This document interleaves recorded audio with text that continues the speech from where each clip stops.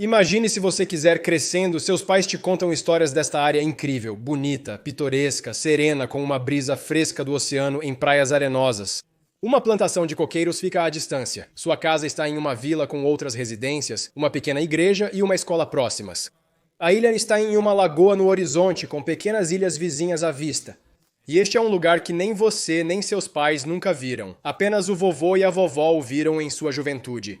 Eles envelhecem em seu apartamento em Crawley, ao sul de Londres, dizendo a vida toda que você precisa encontrar uma forma de retornar a este lugar que nunca viu. Esta é a história do arquipélago de Chagos, e algo acabou de acontecer aqui. Vamos ter uma Geogra-conversa? Vamos passar para o tema do programa. Então, depois de 10 anos fazendo Geography Now, uma coisa que aprendi é que cada área do mundo tem uma origem louca e torcida. E conhecer essas histórias de fundo ajuda a entender por que e como as coisas são do jeito que são neste mundo. Sinceramente, reprovei em História no 7º ano porque meu professor era muito chato e eu não fazia as tarefas. Eu detestava o dever de casa, só passava nos testes por memorizar tudo, mas não entendia a tarefa. Por que dar mais escola para uma criança depois da escola? Isso é como uma tortura extra, apenas deixe a criança se divertir e ser... Mas isso é um assunto diferente. Não vamos entrar nesse assunto, história nunca foi o meu forte. Fazendo geografia agora, percebi que, assim como matemática com ciência, história e geografia andam de mãos dadas. Não dá para ter um sem o outro, e isso me ensinou a ver o mundo como uma grande partida de xadrez. Cada país ou grupo étnico é como uma peça no tabuleiro de xadrez. Cada movimento pode ter consequências graves ou sucessos se você não prestar atenção em tudo que acontece no tabuleiro simultaneamente. É assim que o mundo funciona, e o arquipélago de Chagos é uma peça de xadrez peculiar nesse jogo. Está preso em uma novela que envolve 2 impérios, um país, uma dependência e uma comunidade inteira de pessoas que estão lutando por algo que nunca sequer viram. Deixe-me dizer algo. Inicialmente queria fazer deste vídeo apenas um curta do YouTube, mas quanto mais eu me aprofundava no assunto, percebi que tinha muito mais conteúdo para abordar.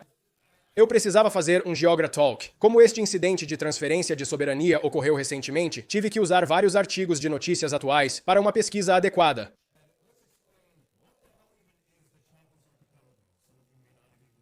O arquipélago de Chagos é um conjunto de mais de 60 ilhas pequenas e planas agrupadas em mais de 10 lagoas de atóis ao sul das Maldivas no Oceano Índico.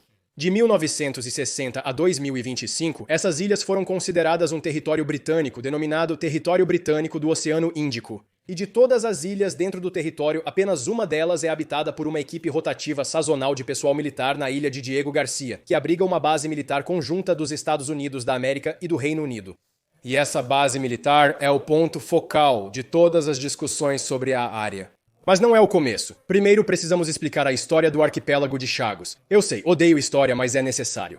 Em tempos pré-coloniais, marinheiros indianos e árabes podem ter passado por essas ilhas desabitadas, mas devido à distância, tamanho reduzido e falta de recursos, nunca se interessaram em habitá-las ou reivindicá-las. Eles as deixaram em paz e vazias. O explorador Diego Garcia, trabalhando para os portugueses, as viu e nomeou algumas delas, incluindo a principal com seu próprio nome.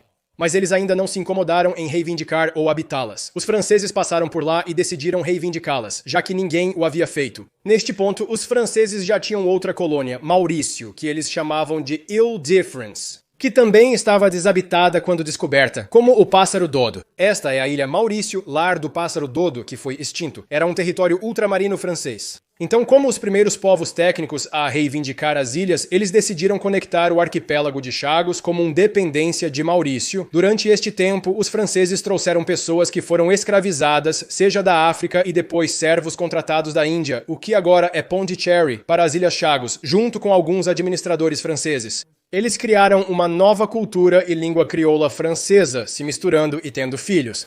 Os povos chagosian originais habitaram e construíram infraestrutura em 3 dos atóis do arquipélago de Chagos, Perosbanos, Solomon e Diego Garcia, durante o tempo em que Napoleão estava no poder. Após a queda e exílio de Napoleão para uma ilha aleatória, a situação mudou. No Atlântico, os britânicos assumiram o controle sobre muitas possessões francesas, incluindo esta, e então se tornaram britânicos. Por isso, hoje, a Maurícia é bilíngue entre francês e inglês. Os britânicos trouxeram mais servos contratados da Índia, Malásia e outras partes do mundo, e os chagosianos fizeram mais bebês, resultando em uma mistura genética de 3 continentes. Durante os impérios francês e britânico, o arquipélago de Chagos sempre foi uma dependência de Maurícia Maurício. No século XX, potências europeias começaram a renunciar ao domínio sobre as colônias africanas e novas nações ganharam independência, incluindo Maurício.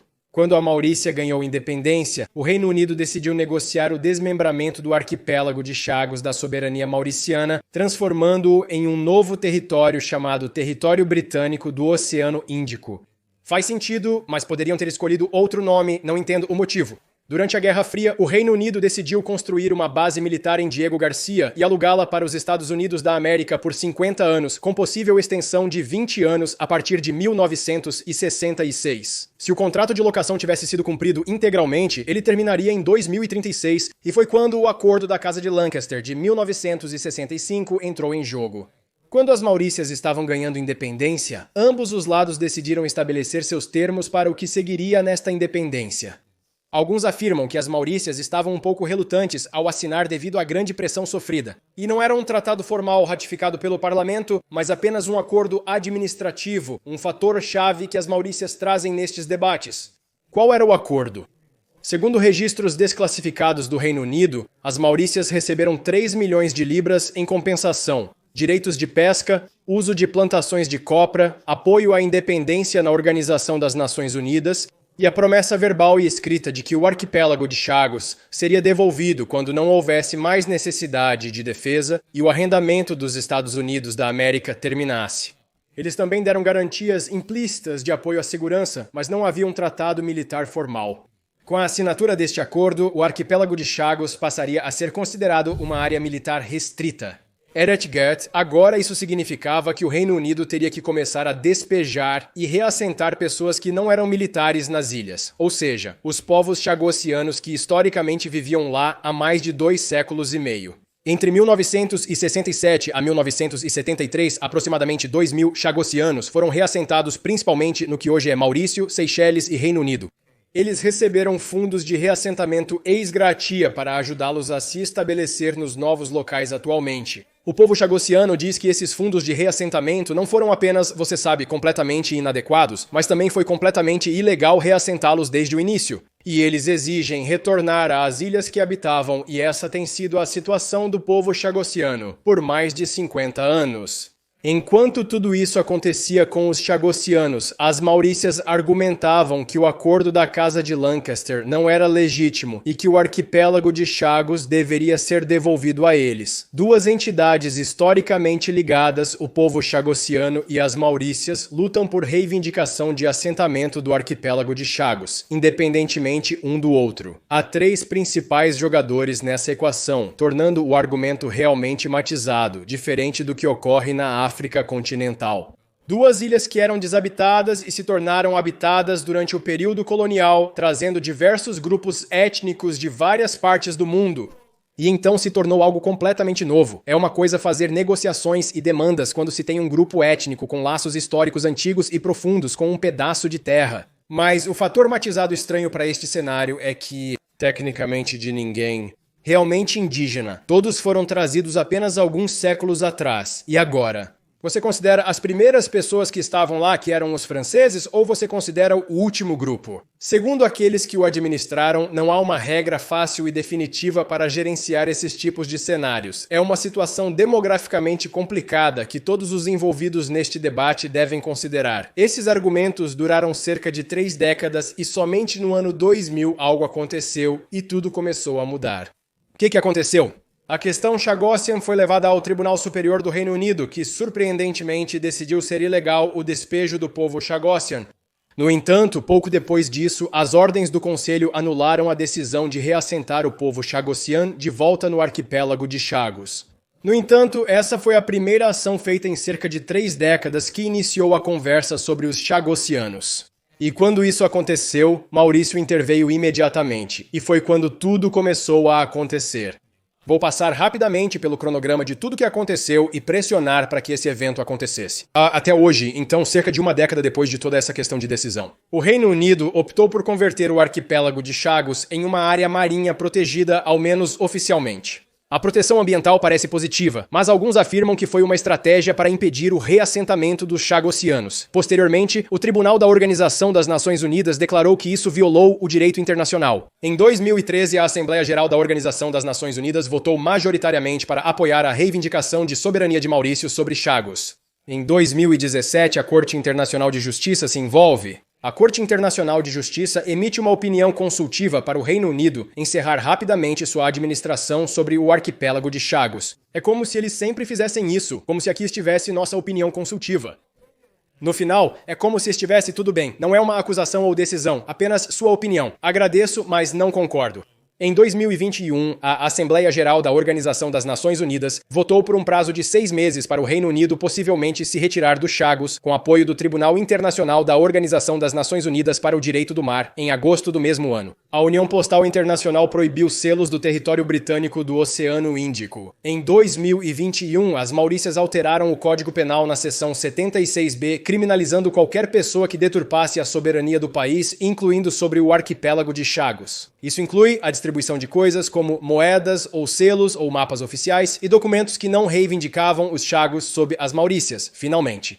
Finalmente, em 2021, justo quando a pandemia começa, o Reino Unido anuncia que começará as negociações sobre a transferência de soberania do arquipélago de Chagos. Quando as Maurícias ouviram isso, ficaram extasiadas. Eles até enviaram uma pequena equipe de pessoas para Perus Banhos e os atóis de Salaman para erguer simbolicamente a bandeira mauriciana.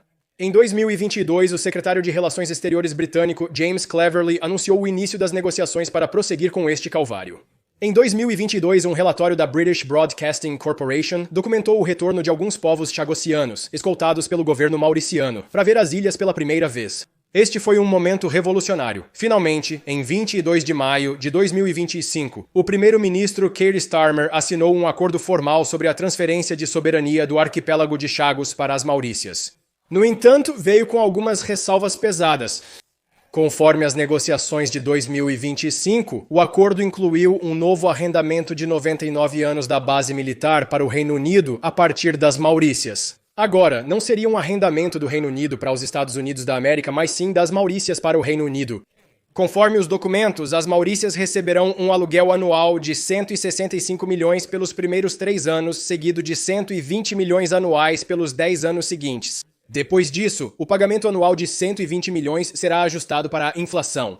Além disso, este acordo também tem um fundo fiduciário de 40 milhões, reservado para o possível reassentamento dos chagosianos em qualquer ilha, exceto Diego Garcia. Eles podem ir a qualquer lugar, exceto para a ilha da base militar. Conforme o artigo 6 do acordo, as Maurícias podem implementar um programa de reassentamento para os chagosianos. O reassentamento deve seguir os termos do acordo e as leis das Maurícias. Qual é a questão? Esta disposição oferece uma possibilidade, mas não uma obrigação de reassentamento. Isso deixa a decisão e os detalhes de implementação totalmente a critério do governo das Maurícias. E é aqui que o caminho fica um pouco acidentado em relação aos acordos. Porque durante o processo de todas essas negociações, ninguém da comunidade Chagossian realmente participou de qualquer processo de tomada de decisão. Tudo em relação ao possível reassentamento chagossiano agora está sob a jurisdição de Maurício. Eles têm reservas para isso. A questão é se podem confiar em Maurício e lidar com a situação. O que farão? O que acontecerá se não conseguirem reassentar Diego Garcia? Provavelmente tentarão reassentar as outras 2 ilhas subdesenvolvidas e desabitadas há mais de meio século sem infraestrutura. Seria necessário muito recurso para transportar materiais e reconstruir um assentamento do zero para uma nova sociedade. Além disso, quantos chagossianos estariam dispostos a se reassentar nessas ilhas hoje? Estima-se que existam pouco mais de 10 mil chagossianos, descendentes dos 2 mil originais. O número deles dispostos a voltar às ilhas influenciaria o custo de reassentamento, se ocorrer. É louco que o Reino Unido não tenha deixado os chagossianos continuarem suas vidas nas ilhas durante a construção da base militar, talvez tendo que deslocá-los de Diego Garcia para outras ilhas. Mas, se tivessem permitido que os chagossianos permanecessem nas Ilhas Chagos durante a construção da base militar nos anos 60, será que algo disso teria ocorrido? A disputa chagossiana é fundamental para todo esse debate. Sim, as Maurícias ainda poderiam reivindicar o arquipélago de Chagos, mas se os chagossianos ainda estivessem vivendo felizmente lá, sob a soberania do Reino Unido, as Maurícias não teriam tanto poder sobre o Reino Unido.